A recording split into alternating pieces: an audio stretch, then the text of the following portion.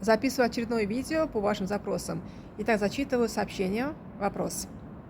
Здравствуйте, скажите, пожалуйста, я работаю неофициально. Виза F4. Скоро прилетает семья. Жена по визе H2, сын 20 лет и дочка 13 лет. Могу ли я сразу вписать жену и дочку в свою страховку? Про сына он не спросил. Наверное, про сына знает, что совершеннолетие наступает с 19 лет, и поскольку у человека уже становится 19 лет, он официально может сам трудоустраиваться. Соответственно, в страховку зарегистрированного страхователя по месту жительства, чье кайпча, человека, достигшего 19 лет, вписать нельзя. Значит, вопрос с сыном решили. Второй вопрос касательно супруги. Супруга приезжает по визе H2. По визе H2 супруга приезжает первый раз в Корею, соответственно, у нее нет никакой записи о том, что у нее раньше была страховка. То есть она приезжает к мужу, а не на работу. Но виза H2 у нее рабочая, то есть тут два варианта есть. И если она в течение 6 месяцев не трудоустраивается, в этом случае только по истечении 6 месяцев, если она не устроится на работу, и при сохранении того же самого адреса, что и в начале, с одного адреса с супругом вместе, да, чтобы они жили под одной крышей, в этом случае можно сделать семейную страховку, которая называется СДХПК. Первый момент, первый вариант. Второй вариант, если супруга, имея визу H2, официально трудоустраивается, да, в этом случае она становится чикчан кайпча. Но она не может записать своего супруга в свою страховку, потому что он тоже имеет свой доход. Далее. И, соответственно, супруг тоже не может в течение 6 месяцев ее к себе записать. И когда она устроится на работу официально, соответственно, он в этом случае тоже не может себе ее в свою страховку записать. В общем, если она не будет работать, то только через 6 месяцев можно будет сделать семейную страховку под названием СДХПК. И третий вариант для супруги, если она работает неофициально, то есть без подключения к САДПО, в этом случае она может вписаться через 6 месяцев к страховке своего супруга, сохраняя один и тот же адрес вместе с ним. Так, супруга решили. Теперь дочка. Дочка 13 лет. Фактически дочка является школьницей, да? Но тут он не уточнил, какой тип визы у нее. Я предположила в разговоре с консультантом, что у нее виза F1. Я предположила.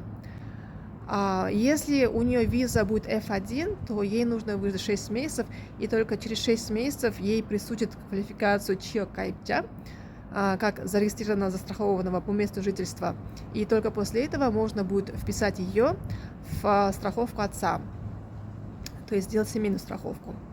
Если же, допустим, у нее виза студенческая, предназначена для учебы, то есть D2, либо D4-3, в этом случае ей можно оформить госстраховку, ей уже оформят госстраховку автоматом с момента, как только она заедет в Корею. Поэтому, поскольку данный подписчик не уточнил, какой тип визы у ее дочери 13-летней, соответственно, вопрос остается открытым. 모든 상담 내용은 녹음됩니다. 상담사를 연결해드리겠습니다. 우선 H2가요.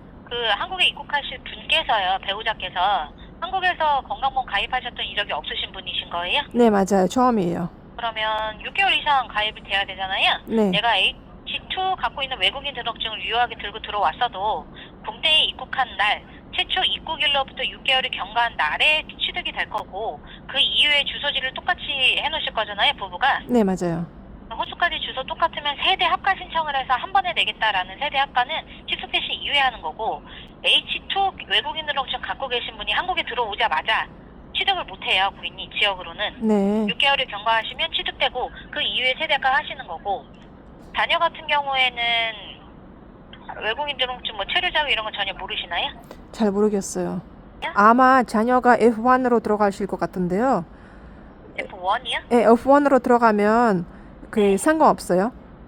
어차피 학생이잖아요, 지금. 13살이니까.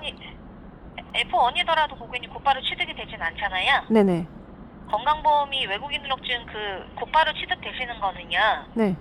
유학비자 D2, 초중고생 D4, 3, E9, F6, F5 요거는요. 네네. 외국인 등록증 유효하실 때 입국하자마자 입국일부터 취득이 돼요. 네. 근데 요 체류 자격이 아니시면요. 곧바로 취득되지 않잖아요. 6개월 이상 기다리시잖아요, 일반적으로. 예.